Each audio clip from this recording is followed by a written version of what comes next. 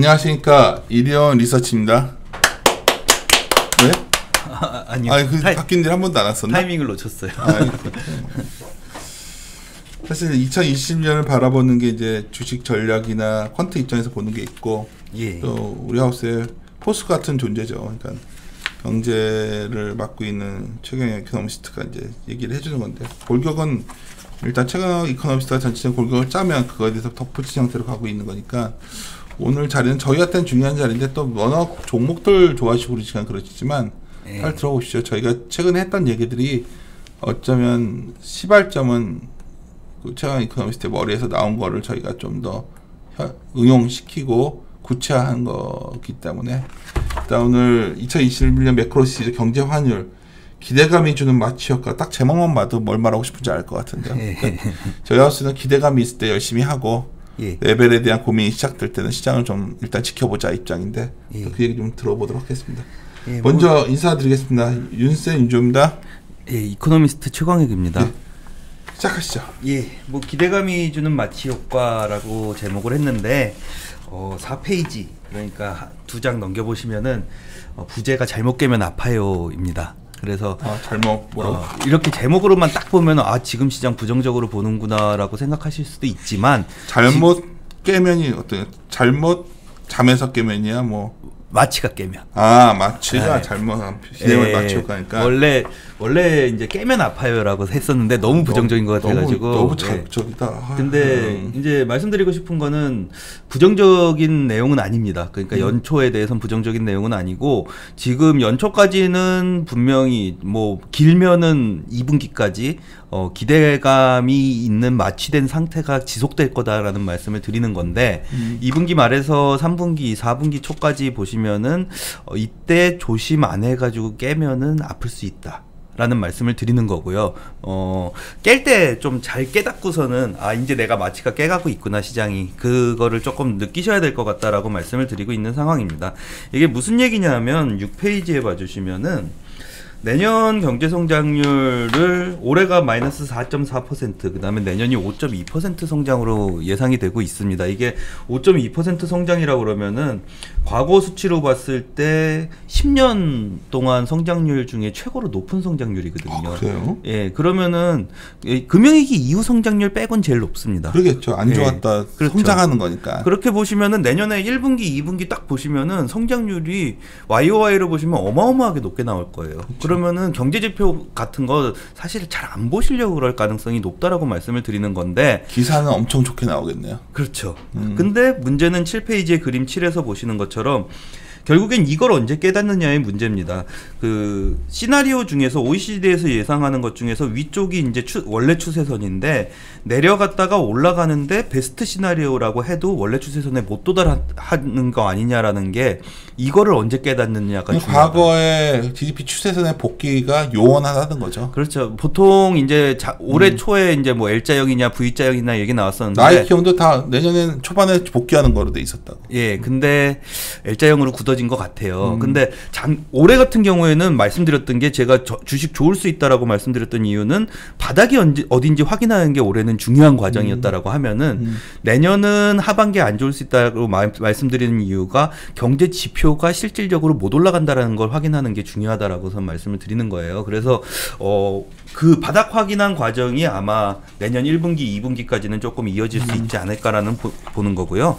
전반적으로 말씀드릴 때 9페이지에 그림 13번 봐주시면 될 것 같아요. 그러니까 원래 주가가 이 점선이 평균이니까 점선을 기준으로 보시면 되는데, 위기 이후에 주가가 그렇게까지 빠르게 안 올라갑니다. 근데 올해 같은 경우에는 워낙에 연준이나 이런 데의 금융정책이 빨랐어요. 이게 금융위기 이후에 거의 한 900페이지, 700페이지짜리 자료들이 나왔었거든요. 연준이 무슨 정책을 잘못했기 때문에 금융위기에 벗어나기가 이렇게 힘들었었고 저성장으로 들어갔고, 그거를 제대로 따라간 것 같아요, 연준 애들이. 그래서 엄청나게 정책이 빨리 나오면서 주가를 제가 보기에는 1, 2년 선행해가지고 반영해줬다라고 보고 있는 거고요. 뭐 여러 가지 사후 해설들이 있죠. 코로나는 자연재해니까 뭐 그렇죠. 망가진 게 없다는 등 여러 가지 얘기를 하지만, 중요한 건 굉장히 프라이싱을 많이 해놨다는 거는 아무도 이의를 달지 않을 것 같아요. 자연재해이기 때문에 줄어든 게 없다라는 거는 저는 개인적으로 시스템이 무너진 건 없다라고 보지만 뒤에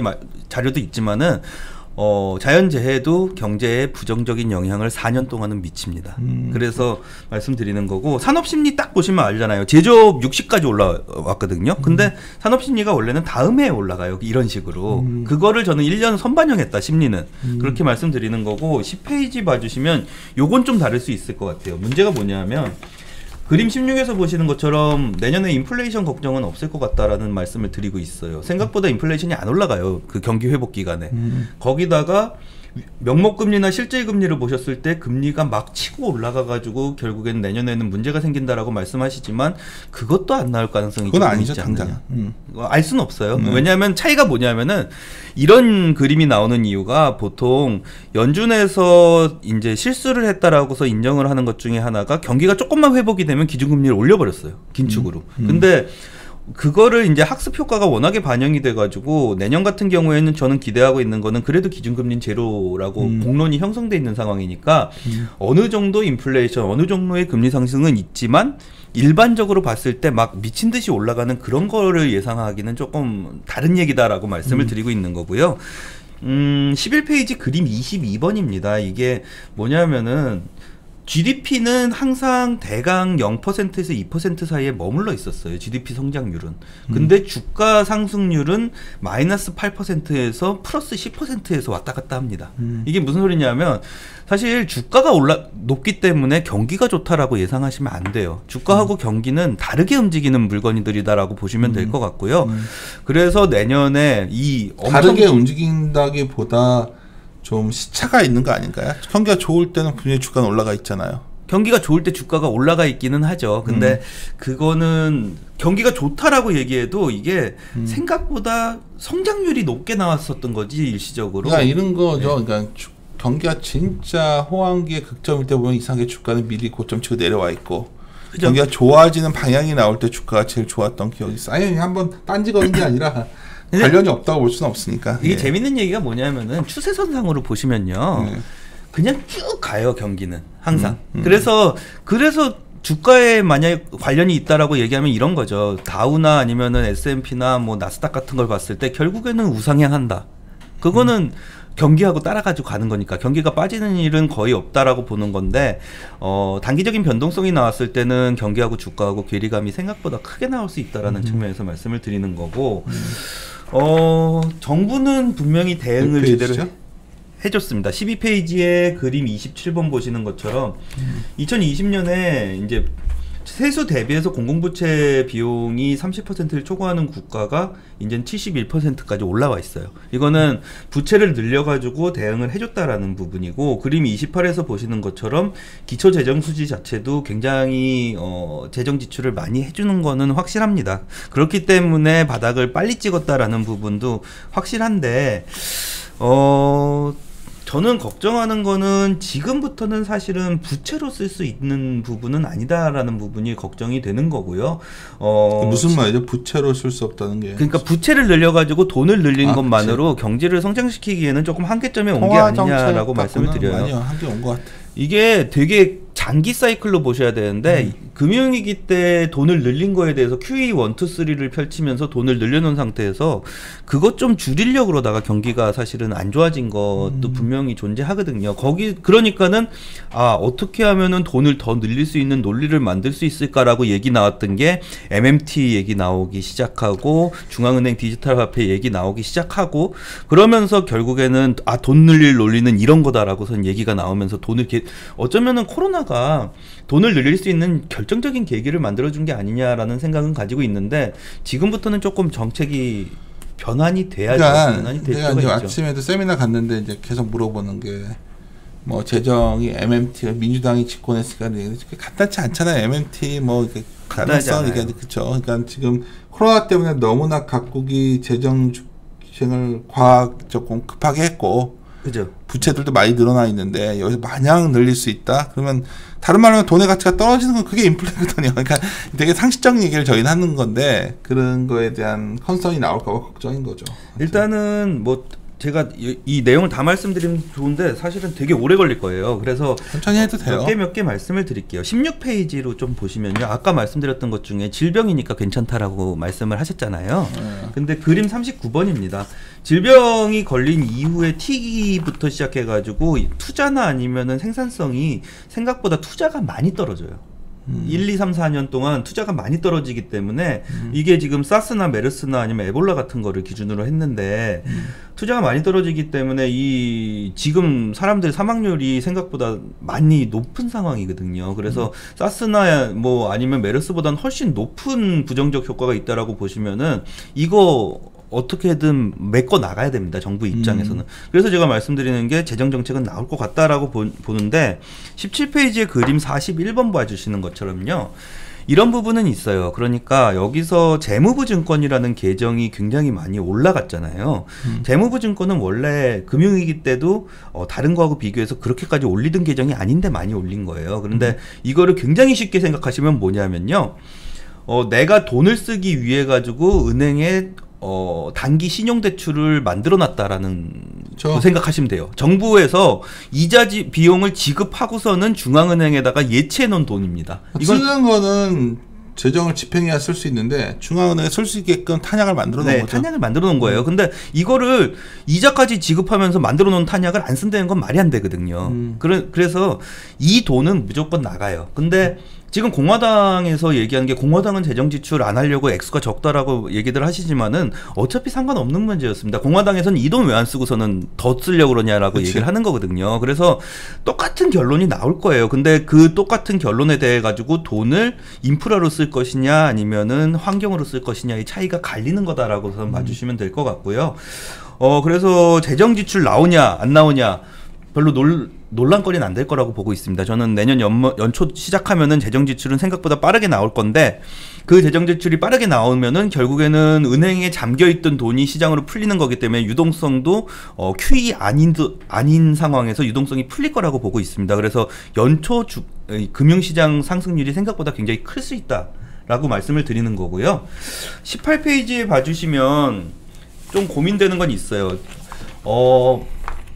보리스 존슨하고 그다음에 트럼프 대통령, 그다음에 뭐 아베 대통령, 아베 총리도 그랬었지만은 보리스 총리나 전부 다 우파 라인이 좀 강세였어요. 선진국에서. 근데 요번에 바뀐 걸 보면 아베 이후에는 어떻게 될지 모르겠지만은 바뀐 게 그래도 극우 성향에서는 좀 내려올 것 같고 트럼프 대통령이 안 된다라는 가정하에 내려오면은 그러면은 바이든이 민주당을 잡고 거기다가 유럽 쪽에서는 지금 녹색당이라고 해서 좌파 쪽 세력이 더 세지고 있거든요. 좌파의 성향이.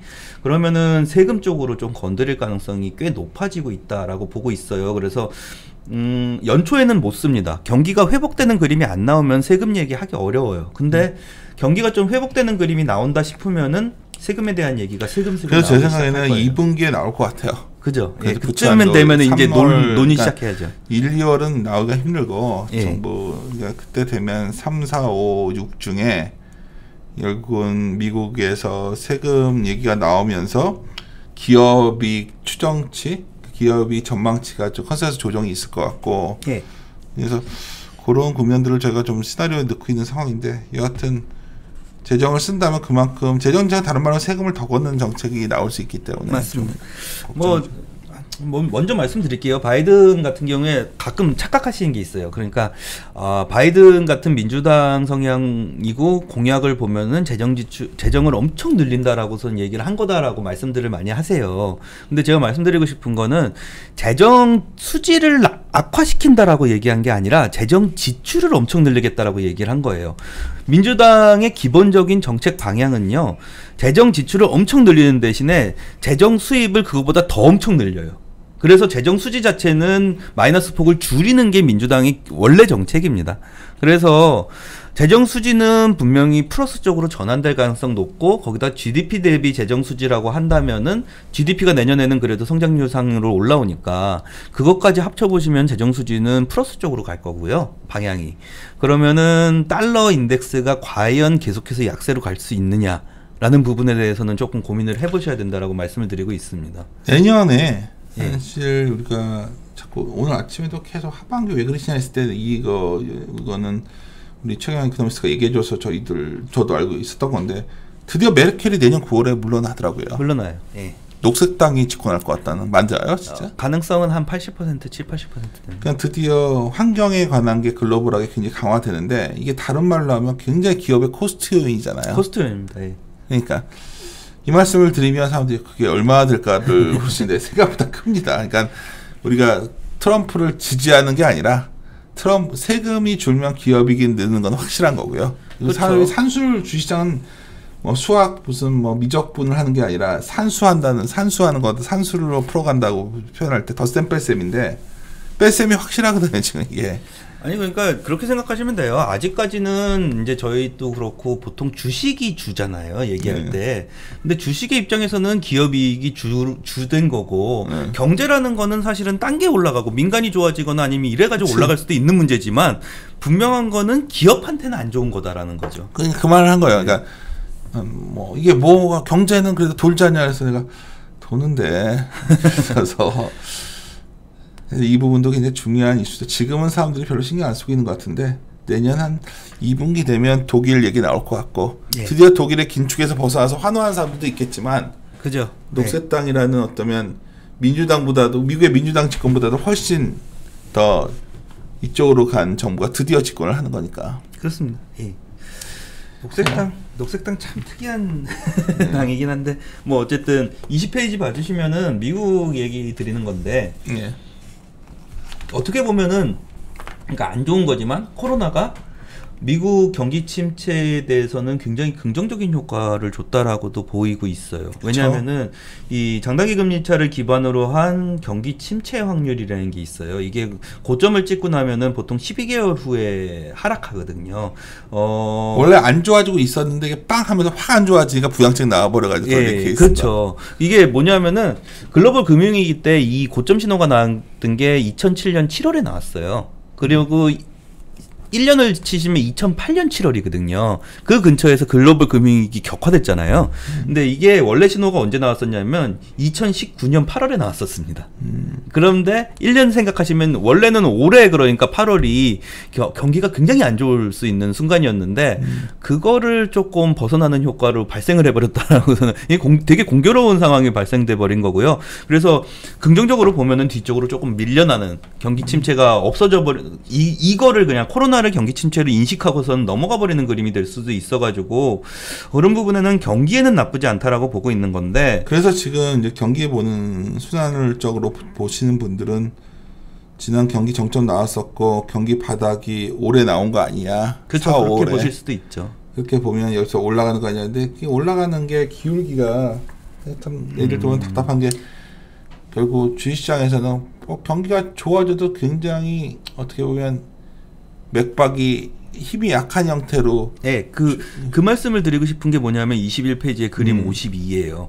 그러니까 산업 생산을 월간 산업 생산 증가율을 연율로 환산한 건데 이런 식으로 빠져버리는 연이 과거에도 없었어요. 거의 40년대, 30년대 수준의 변동성이 나온 거거든요. 그래서 최근의 금융위기나 이런 거하고도 비교 못한다라고 말씀을 드리는 거고요. 그림 51에서 보시는 것처럼 그림상으로 엄청 많이 빠졌습니다. 그냥 추세가 많이 빠져가지고 이거 다시 회복하는 거를 뭐 내년이면 회복한다 이렇게 얘기할 수가 없는 상황이 됐다라는 거고 굉장히 긴 기간을 통해 가지고 다시 서서히 성장세를 보여야 되는 그림이 나타났다라고 저는 미국이 말씀을 드리고 있는 미국 맞아 그렇다는 거죠. 뭐 실업률이나 고용률 보시면 아시는 것처럼 지금 그림 55가 되게 웃기는 그림인 건데요. 그림 55가 아니지. 그림 59입니다. 23페이지에 그림 59가 되게 웃기는 그림인 건데 연속 실업수당 청구 건수가 실업자보다 더 위로 올라가 있는 그림이 나왔어요. 예, 실업수당을 받는 사람이 실업자보다 많다는 소리거든요. 이게 왜 그랬었냐 하면은 몸이 아픈 사람이 실업수당을 그냥 청구를 할 수 있게 법을 요번에 한시적으로 바꿔줬어요. 그 얘기는 뭐냐면은 집에서 몸이 아파가지고 있는 사람들은 실업자로 포함이 안 됐습니다. 그렇기 때문에 웃기는 거는 이게 법이 끝나고 나고 내년이 되면요. 그 사람들 직장 못 구했다면 다 실업자로 포함이 돼가지고 실업률이 올라가 버리는 효과가 발생해요. 그래서 내년에 아마 한 2, 3월 지나가면서 얘기 나올 수 있는 가능성이 있는 게 경기는 올라간다라고 계속 얘기하는데 실업률은 다시 올라가네 반등 찍고서는 그 얘기 나올 수 있어가지고 말씀드리는 거고요. 그래서 무조건 막 지금 좋다라고 얘기하기에는 조금 어려운 상황은 아니냐라는 부분에서 말씀을 드리고 있습니다. 미국 같은 경우에 좀 재밌는 얘기가 나오는 게 24페이지에 그림 65입니다. 그림 65 보시는 것처럼 금융위기 이후에는요. 보통 내구재가 급락을 했어요. 내구재가 급락을 하고 당연히 경기가 안 좋았어요. 그러니까 이게 많이 달랐던 거예요. 예. 그래서 내구재가 이제 서서히 올라가는 그림이 나왔었는데 코로나 때는 내구재가 다 회복이 됐어요. 소비 쪽에서. 문제가 됐던 건 서비스 업종이었고요. 왜냐면 밖에 나가서 막 이동을 못 하는데 서비스는 그쵸. 안에서 TV랑 뭐 가구도 바꾸고 뭐 이거 소비는 많았던 거예요. 네, 그죠. 그 얘기예요. 거기다가 왜 그 김세련 연구원도 얘기하지만은 인테리어나 이런 게 많이 했었다고. 그런 것들이 이제 내구재의 급등으로 나타났던 거고요. 사실 서비스 업종은 올라가기가 어려운 상황이라서 이게 부정적인 거는 생각보다 미국에서 서비스 업종 취업률이 한 60-70%가 넘어가요. 그러니까 서비스가 고용이 다예요. 예, 그래서 좋아지기가 지금은 좀 어려운 그림이라는 거고, 코로나가 완전히 종식됐다라는 얘기 나왔을 때, 그러니까 내년도로 치면은 일반적인 보편 접종이 끝나고 난 다음에 연말 정도가 되겠죠. 그때는 의외로 빠르게 올라갈 수도 있다라는 거는 긍정적으로 하나 해석할 수 있는 부분이다. 라고 말씀을 드리는 거고요. 두 번째로 25페이지에 봐주시면 그림 70번인데 학자금 대출이 엄청 늘어서 사실 뭐 최근에 한 10년, 5년, 10년은 학자금 대출 관련 부정적 얘기들이 많았어요. 근데 비중으로 보시면은 결국에는 가계대출 결정하는 건 모기지 대출입니다. 근데 모기지 대출이 주택 가격이 상승을 하면서 같이 올라가는 경향이 나오긴 했었는데 이게 내년하고 내후년 보면은 주택 가격이 그렇게까지 계속 치고 올라갈 것 같진 않거든요. 그러면은 요 올려놓은 모기지 대출, 비중 높은 모기지 대출 부분에 있어가지고 어떻게 이거를 해결을 할 수 있느냐라는 부분은 조금 짚고 넘어가셔야 될 것 같다라는 부분에서 말씀을 드리고 있는 거고요. 셰일 오일에 대해서 조금 말씀을 드릴게요. 27페이지인데 최진영 연구원도 얘기를 하는 부분이긴 한데 저는 개인적으로 그림 75입니다. 오바마 대통령 때 셰일 오일을 개발을 시작했어요. 리쇼어링을 하면서. 그래서 셰일 오일에 대한 이 선을 보시면 에너지 무역 수지가 계속해서 그나마 적자를 줄여나가다가 2019년이 지난 다음에 흑자로 전환했어요. 근데 많은 분들이 이런 얘기를 하십니다. 바이든은 환경을 생각하는 대통령이기 때문에 셰일 오일을 죽일 것이다. 근데 미국에서 거의 유일하게 흑자나는 부분 중에 하나가 에너지 부분이거든요. 그렇죠. 그 신용호 팀장도 하우스비인데 미국이 사실 에너지 부분에 적자를 용인하면 재정은 더 악화될 거예요. 그러니까요. 저는 이거 함부로 못 죽인다라고 말씀드린 거고 두 번째로는 그림 76이에요. 원래 2006년부터 에너지 소비는 미국 내에선 줄어왔어요. 생산을 엄청 늘린 거거든요. 그러면은 똑같은 얘기예요. 바이든이 만약에 환경을 생각하고 우리나라에는 이제는 태양광이나 풍력을 넣겠다라고 얘기를 하면은 결론적으로는 태양광이나 풍력은 넣는 거고요. 그 다음에 에너지는 딴 나라에 파는 거예요. 중국을 계속 압박할 것 같아요. 에너지는 우리나라에서 살아라고 계속해서 다른 나라들을 압박할 가능성이 높다라고 말씀을 드리는 거고요. 이거 원자재 하는 사람들은 많이 아는 얘기인데 그림 77 보시는 것처럼 미국이 천연가스하고 오일 부분에 있어가지고 세계 1위 생산국입니다. 그래서 얘네들 못 줄여요. 이거는 줄였다가는 큰일 나는 문제라고 봐주시면 될 것 같아요. 그래서 그렇게 정책이 그러니까는 무조건 줄인다 이렇게 함부로 얘기할 수 있는 경제적인 상황은 아니다 라는 정도로 생각을 해주시면 될 것 같아요. 중국은 저는 내년에도 그래도 좋게 봅니다. 장기 기간으로 봤을 때 중국의 위기가 늘어나는 건 당연해요. 중국의 위기는 해가 지나갈수록 늘어날 거예요. 그래서 위기에 대한 얘기들은 나오겠지만 지금 당장 중국이 망할 거냐? 라는 질문에 대해서는 절대 아니라고 말씀드릴 수 있을 것 같고요. 28페이지에 그림 78번 봐주시면은 상위 GSIB가 뭐냐면은 주요한 글로벌 은행이라고 생각하시면 되는데 상위 10개가 가지고 있는 주요 글로벌 은행의 자산 비중이 2018년 기준으로 보시면은 중국이 전 세계의 3분의 1을 차지하고 있습니다. 자산에.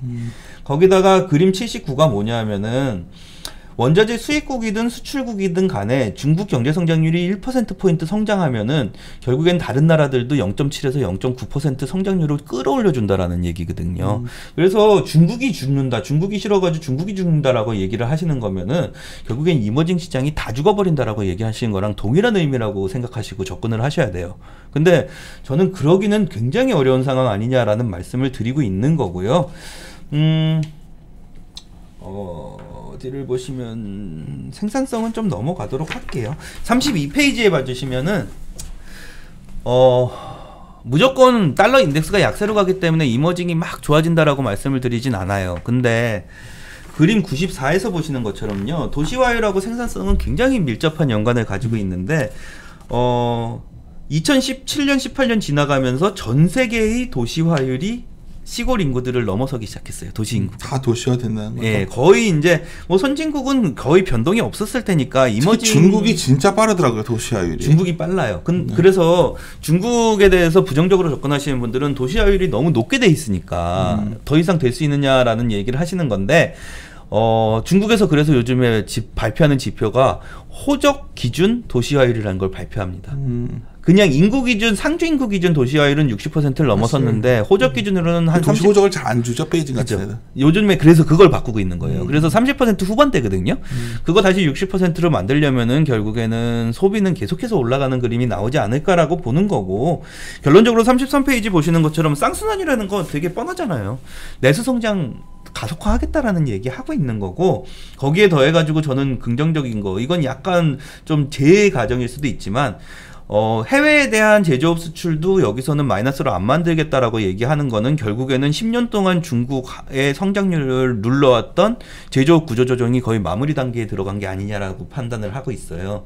그래서 구조조정은 좀 속도를 톤 다운 시키고 내수는 속도를 톤 업 시키는 그런 구간이 들어갔기 때문에 저는 내년이 중국한테 있어서는 요 플러스 마이너스 3, 4년 봤을 때는 제일 좋은 구간이 되지 않을까 라는 생각을 가지고 있는 거고요. 지금부터 내용이 좀 제가 관심이 특히 많은 분야인데 내년에 제일 고민이 그냥 뭐 인플레 기대가 조금씩 금리가 많이 올라간다가 아니라 좀 시장 금리가 자극이 되는 순간 약한 고리, 부채 약한 고리에 있는 국가나 산업이나 기업이나 다 개인마저도 개인마저도 부채가 안 좋은 사람들은 되게 좀 부담되고 신용 상태가 안 좋은 사람들은 좀 흔들리지 않겠어요?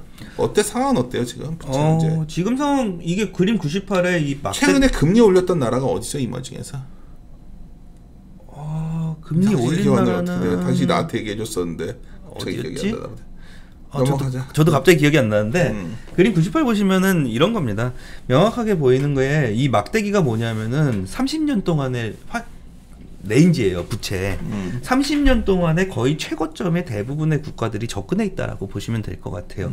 이 아일랜드나 스웨덴이나 덴마크 같은 나라들은 진짜 특이한 나라거든요. 얘네들 그 코로나 대응을 보셔도 아시겠지만은 굉장히 특이한 나라고, 그나마 부채가 낮은 나라는 러시아인데 러시아는 모라토리움 선언했던 나라잖아요. 그래서 좀 빼고 보시면은 대부분의 국가에서 부채가 30년 최고치에 도달해 있다라고 보시면 될 것 같아요. 그래서 내년에 저는 제일 걱정하는 것 중에 하나, 만약에 요즘처럼 코로나가 다시 올라와가지고 내년 초가 됐을 때 코로나가 4월 수준 비슷하게 봉쇄해야 될 정도로 가면은, 그러면은 뷰는 다 바꿔야 될 것 같아요. 왜냐하면은 4월에 나왔던 부채 확대를 못 해줘요. 그렇기 때문에 재정은 당연히 못 피는 거고, 코로나 때문에. 그렇게 되면은 문제가 생길 수 있기 때문에 그게 제가 제일 걱정하는 그림이다라고 말씀을 드리는 거고, 이머징하고 선진국을 접근하실 때 조금 따로 떼서 보셔야 되는 게, 부채 문제는 35페이지에 그림 100이라고 그림 102에서 보시는 것처럼 이 전망이 왜 이런 식으로 나오냐면요, 선진국은 문제가 생긴 해에 통화정책이 많이 나와요. 그 다음에 이 정책 대응이 통화가 생긴 다음에 굉장히 많이 나오는 편인데, 이머징 같은 경우에는 통화가 생긴 해보다는 통화가 생긴 다음에, 문제가 생긴 다음에 이제 정책들이 밀고 올라가 줘야 되거든요.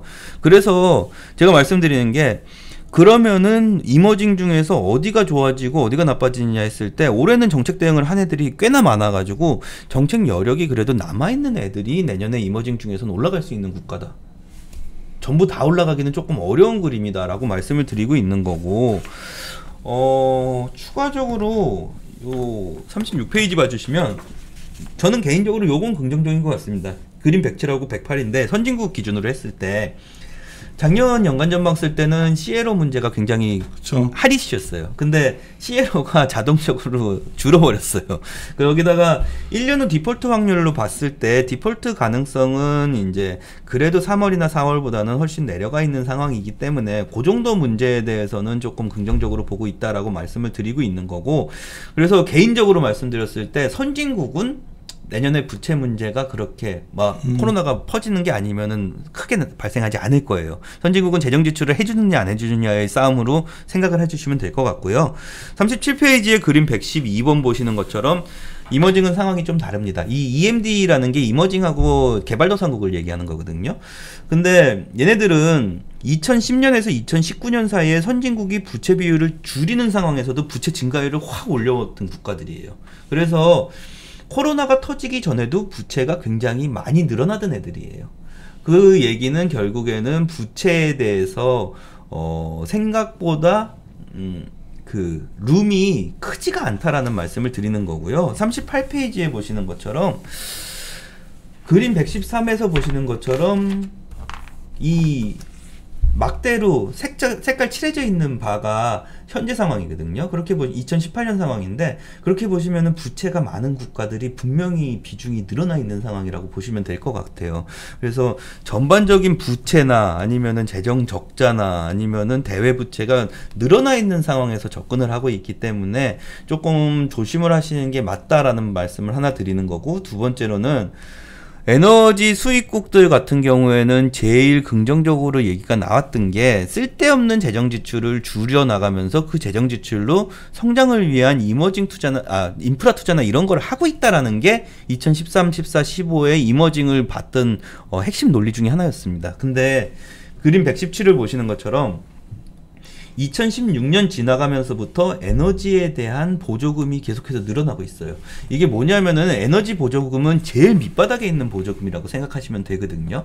그래서 정부에서 성장에는 그렇게 도움이 안 되는 소득 하층 쪽에 대한 보조금이 굉장히 빠르게 늘어나고 있다는 거고요. 실제로 그림 118번 보시는 것처럼 인도네시아를 좋게 봤던 사람들은 에너지 보조금이 줄어든다는 거, 비중이 줄어든다는 걸 좋게 보셨었는데 2019년 기준으로 6.9%까지 다시 올라가 버리는 그림이 나왔습니다. 그래서 재정 지출 여력도 사실은 보조금 지급에 대한 포션이 높아져 있기 때문에 경제 성장을 위해 가지고 재정 지출할 수 있는 여력이 생각보다 줄어들어 있는 상태에서 코로나가 터졌다라고 봐주시면 될 것 같아요.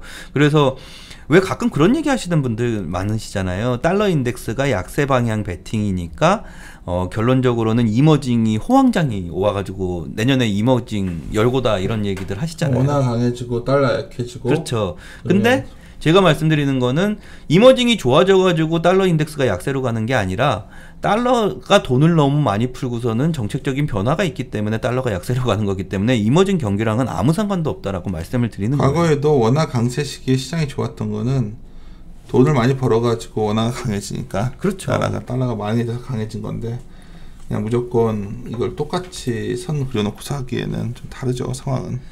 뭐 단기적인 상황으로 봤을 때 39페이지에 그림 119나 뭐 120 보시는 것처럼 이 리스크 스트레스 인덱스 같은 경우에는 내려오긴 내려왔어요. 근데 뭐 2009년 상황을 보셔도 아시겠지만 다시 올라갈 가능성은 언제든지 존재합니다. 그래서 지금 단기적으로 당장은 문제 안 생길 것 같아요. 이머징 쪽도 이제 좋은 얘기들 나올 것 같고, 근데 오히려 연말에 이제 경제가 별로 안 좋지 않느냐나 얘기 나오거나 뭐 아니면 인플레이션이 올라간다라는 얘기 나오거나 이랬을 때 오히려 이머징 쪽에 대한 타격이 선진국보다 훨씬 클 것 같다라는 느낌은 가지고 있습니다. 그래서 이머징 접근하시는 분들 혹시 계시면은 조금 조심스럽게 접근하시는 게 맞을 것 같다라는 말씀을 드리는 거고요.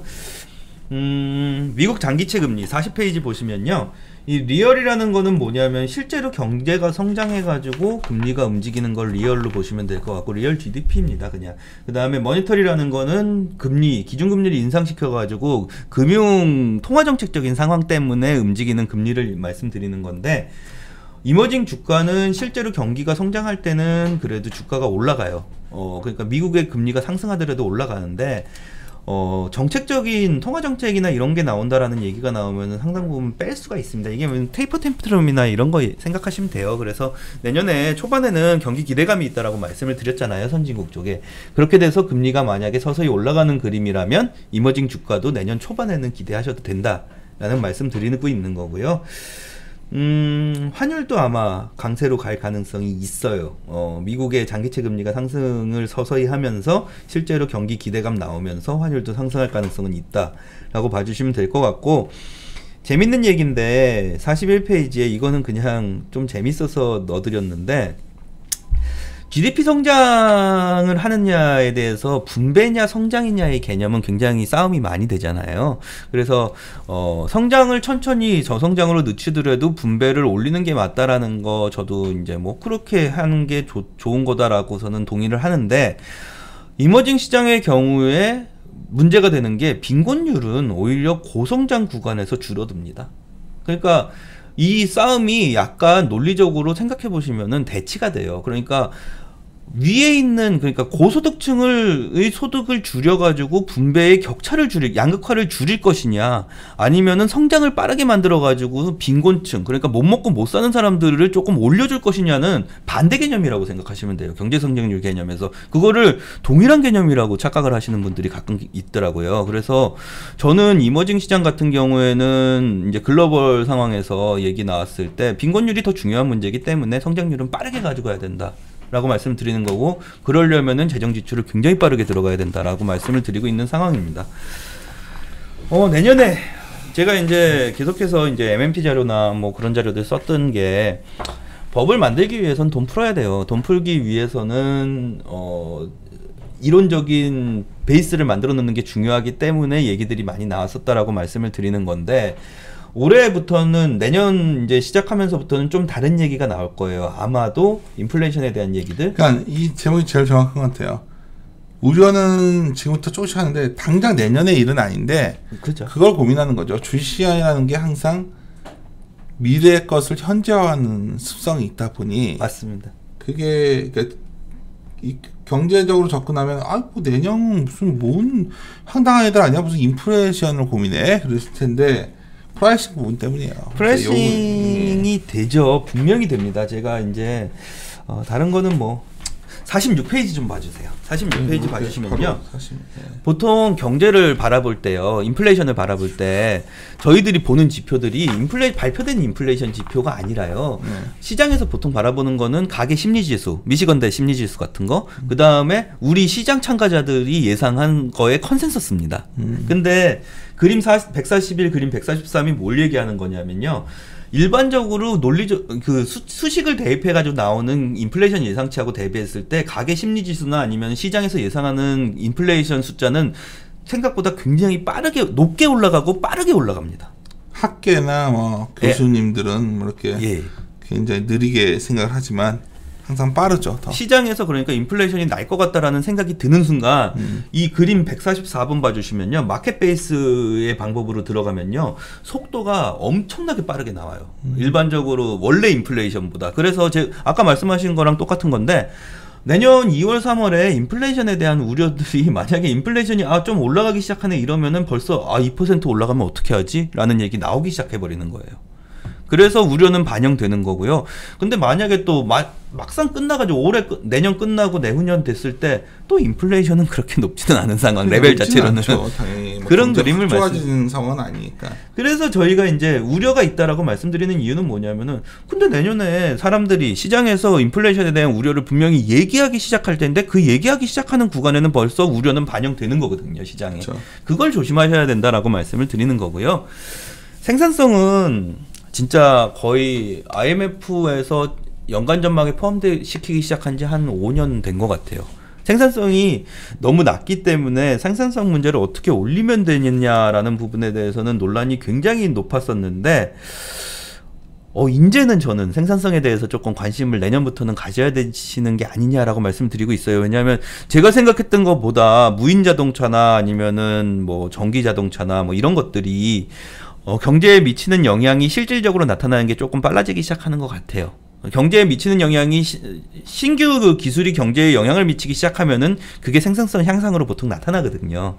그래서 좀 긍정적으로 보고 있는데 48페이지에 그림 149하고 150 보시는 것처럼 149 보시는 것처럼 선진국 같은 경우에는 사실 뚜렷하게 생산성을 어디를 높일 거냐라는 부분에 대해서 저는 뚜렷하게 말씀드리기는 조금 어려울 것 같아요. 뭐 제조업 쪽은 생산성이 줄어들고 있는데 이걸 높이느냐라는 부분보다는 그래도 뭐 제조업 쪽이 높일 수 있는 여지는 좀 있지 않을까. 거기에 건설이나 아니면 무역, 그 다음에 교통 쪽이 높일 여지가 있기 때문에 이쪽을 조금 더 집중해 나갈 가능성이 높다라는 말씀을 드리고 있는 거고요.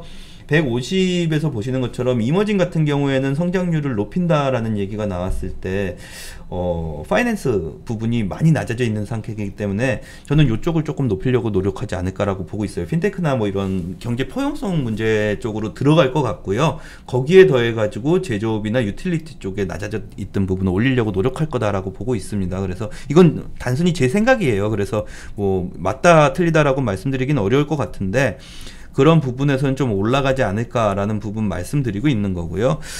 2010년 이후에 49페이지에 152번 봐주시는 것처럼 글로벌 무역 이제 밸류체인 쪽에 참가도가 선진국은 계속 올라가는 그림이 나왔었는데 이머징은 사실 오히려 막 무역이 뭐 자유무역이 됐다 막 얘기가 나오지만 2010년 이후에는 떨어졌어요 오히려. 그래서 경제 만약에 무역 블록화 얘기가 나오는데 블록화가 된다라고 하더라도 이머징에 들어가는 타격이 그렇게 높을까? 라는 생각은 가지고 있는 거고 선진국은 원래 지들끼리 잘 하잖아요. 그래서 무역 블록화 우려를 많이 하시는데 저는 그렇게까지 우려하실 만한 부분은 아닌 것 같다라는 말씀은 좀 드리면서 넘어가는 부분이라고 봐주시면 될 것 같아요. 한국은 방향을 생산성 방향 혁신 성장으로 잡은 것 같아요. 발표되는 예산안이나 발표되는 정책이나 다 혁신 성장을 높여가지고 어떻게든 생산성을 높여보겠다라는 부분으로 잡은 것 같아서 뭐 그쪽 부분 어떻게 올라가느냐에 대해서 계속 관심 가지시면서 접근하시면 될 것 같고요.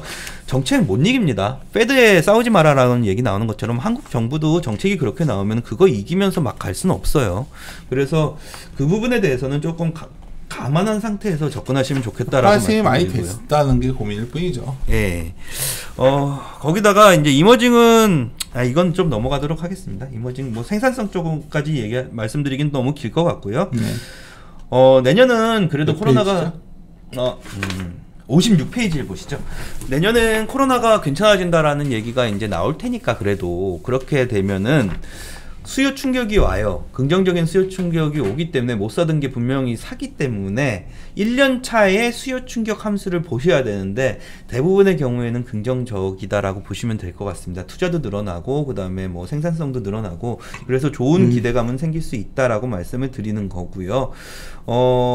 그 방향성이 비록 3년, 5년, 10년 가는 동안 긍정적인 부분들이 사라지는 게 굉장히 빠르게 사라지는 부분이 있긴 하지만은 수요는 왜냐하면 정책의 함수에 대응하기 때문에 어떤 기술이나 이런 거 발전보다는 굉장히 빠르게 이 효과들이 사라져요. 그래서 제가 보복적 소비라는 거는 끼케야 3개월이다라고 말씀을 드렸던 것처럼 초반 성장률이 제일 높습니다. 만약에 2, 3분기에 경제나 아니면 경기가 안 죽는다라고 안 나빠진다라고 하더라도 연간으로 봤을 때 제일 좋은 거는 1분기이기 때문에 효과가 그래서 좋게 보시는 게 1분기를 보시는 게 좋다라고 말씀을 드리는 거고요.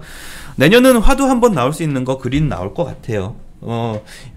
이게 오바마 대통령 때 공교롭게도 한 5년 주기 정도로 나오는 것 같은데 오바마 대통령 때도 그 파리 협약이니 뭐니 얘기 나오면서 이명박 정부에서 그린 뉴딜 정책 시행했었거든요. 그게 한번 다시 나올 것 같습니다. 그래서 뭐 접근하는 거나 아니면은 그게 문제가 되는 게 어떤 거였느냐라는 부분에 대해서는 저는 개인적으로는 그런 것도 추천드립니다. 2009년에 그린 뉴딜이나 태양광이나 이런 거에 대한 종목 리포트나 아니면은 걔네들 주가 추이 어떻게 됐었는지를 좀 봐보시는 것도 나쁜 방법은 아니다라고 말씀을 드리는 거고요. 지금보단 좋아질 것 같아요. 그러니까 그때보다는 지금이 가능성은 더 높을 것 같아요. 왜냐하면 많이 이제 구체화되어 있으니까 산업들도 기술도 60페이지 봐주시면 되는데요. 아까 이제 본부장님이 얘기했던 거랑 동일한 건데 그림 191입니다. 탄소 배출권 가격이 많이 올라가고 있어요. 2017년, 18년 지나가면서 거의 2008년, 9년 수준을 넘어서 가지고 올라가고 있거든요. 탄소 배출권 가격이 유로로 쳤을 때 지금 올라간 게 5유로에서 30유로까지 올라갔다라고 그러면 6배가 올라간 거예요. 그래서 내년 같은 경우에는 이게 분명히 제대로 가동되기 시작할 거니까 탄소 배출권에 대한 문제를 제조업한테 전가를 많이 시킬 거거든요. 그래서 저는 탄소 배출권을 직접 투자하는 것도 나쁜 방법은 아닐 수도 있다라는 생각은 가지고 있고요. 거기에 더해가지고 탄소 배출권 관련해가지고 문제가 있는 기업들, 그 다음에 대응을 제대로 못했던 기업들에 대해서는 좀 문제가 생길 수도 있지 않느냐, 비용 측면에서 생각을 하고 있습니다. 그래서 조금 조심하시는 그림이 나와야 되는데, 미국에 그 태양광 투자나 막 이런 거 대박이다라고선 태양광 업체들 막 사고 그러시잖아요. 근데 하나 좀 보여드리고 싶은 게 그림 194국 195예요. 미국이 원래 주별로 전력 인프라 계획을 짜고 승인을 해요. 그래서 풍력이나 태양광, 천연가스 이런 거 2020년 예상치 엄청 높았어요. 원래 승인 났습니다, 다. 그래서 바이든 때문에 특별히 들어가는 게 그렇게 높은 수준인지는 확인을 해보셔야 된다라고 말씀을 드리는 거고요. 그림 194가 뭐냐면요. 전기 생산은 계속해서 늘어났었는데 용량 활용도가 줄어들었다는 게 각 가정의 개별적인 태양광 발전기나 이런 거를 까는 추세가 굉장히 올라갔었어요, 미국이. 그래서 자기 집 거 쓰니까는 미국 공공 인프라로 생산한 전기를 안 쓰는 경우가 많이 늘어나고 있거든요. 그래서 활용도가 낮아지고 있는 그림이 나오는 거라서 각 가정에도 신재생 에너지 조금 많이 들어가 있는 상황이다 라고 이해를 해주시면 될 것 같아요. 그래서 환경 부분은 저는 오히려 기업에 집중하셔야 되고요. 기업에 집중하셨을 때는 탄소 배출권 문제나 아니면은 그런 환경의 탄소 배출권을 만들어줄 수 있는 환경을 만들어주는 기업 쪽에 좀 더 집중하시는 게 맞지 않느냐라고 보고 있습니다. 이 뒤쪽에 있는 경제 지표들은 사실은 넘어가도 될 것 같아요. 왜냐하면은 이걸 넣은 이유가 경제지표를 아예 설명을 안 드리면 조금 아쉬워들 하시더라고요. 그래서 경제지표 쭉 한번 확인해 보시라는 측면에서 넣어놨다라고 생각을 하시면 될 것 같고요. 71페이지 하나만 말씀드릴게요. 예, 인도가 대표적인 나라예요. 그래서 말씀드리는 건데, 그림 231에서 보시는 것처럼 인도는 금가격하고 유가나 이런 거에 영향을 많이 받다 보니까 음식료 가격하고 기준 소비자 물가 지수가 이미 중앙은행에서 컨트롤하는 밴드에서 벗어나 있습니다. 지금 7%, 8%까지 올라가고 있는데 밴드 상단이 6%거든요. 그럼 이런 애들이 기준금리 계속 내리고 있었는데 이거 더 내릴 수 있느냐라는 질문 나오기 시작하는 거고요. 거기에 더해가지고 재정수지가 엄청나게 급락을 했습니다. 그나마 2013년 이후에 프레지 레이트 나왔을 때 다음에 그래도 괜찮아졌다라고 얘기하는 게 재정수지였는데 완전 급락을 해버렸거든요. 그래서 이런 대표적인 이런 국가들이 찾아보면 좀 있을 거예요. 이런 나라들 저는 섣불리 접근하는 거 그렇게 좋은 인도 방법 투자 아니다. 그럼 조심해야겠네요. 예, 인도가 그냥 봤을 때는 좋아요. 주가 지수 보시면은 코로나 이전으로 회복했거든요. 근데 이게 진짜 좋을 거냐라는 부분에 대해서는 조금 의문이고요. 다른 부분은 좀 넘어가도록 하겠습니다. 한국은 뭐 워낙에 제가 말씀을 드렸던 내용이라서 넘어가도록 하고 환율 말씀을 조금만 드릴게요. 그림 76페이지 보시는 것처럼요. 달러 인덱스 초반 하락세가 제일 빠를 거로 보고 있습니다. 한 85까지도 찍을 수 있지 않을까라고 보고 있고, 지금 분위기면은 그 대신에 이게 2분기 3분기 넘어가면서 경제에 대한 얘기 나오고 유로존 경제가 그렇게 빨리 올라가지는 못한다라는 생각 들면은 결국에는 환율 옆으로 기기 시작한다라고 말씀을 드리는 거고요. 한 90포인트 정도 수준에서 옆으로 같이 기지 않을까라고 보고는 있는데, 뭐 다시 정고점을 올리기는 말이 안 되고, 그 다음에 만약에 4분기 지나서 진짜 글로벌리하게 경기가 좋아진다라는 시그널이 나오면 그때서야 다시 내려가기 시작할 것 같아요. 그래서 무조건 환율 약세다라고 말씀드리는 거는 조금 어려울 것 같고요. 아까 바이든하고 관련돼서 77페이지의 그림 251 보시는 것처럼 재정수지가 위로 끌어올릴 것 같습니다. 그러면은 그거는 바이든 대통령은 달러 약세 요인이 아니라 달러 강세 요인이에요. 그래서 저는 그거는 좀 다른 접근을 하셔야 되는 거 아니냐라는 말씀을 드리고, 78페이지에 보시는 것처럼 제가 달러 다시 이제 이 자료 낼 때 다시 올라갈 거다라고 얘기한 게 이건 완전 단기인데 그림 255예요. 독일하고 미국 금리 차가 이제는 줄어들다가 다시 벌어지기 시작했습니다.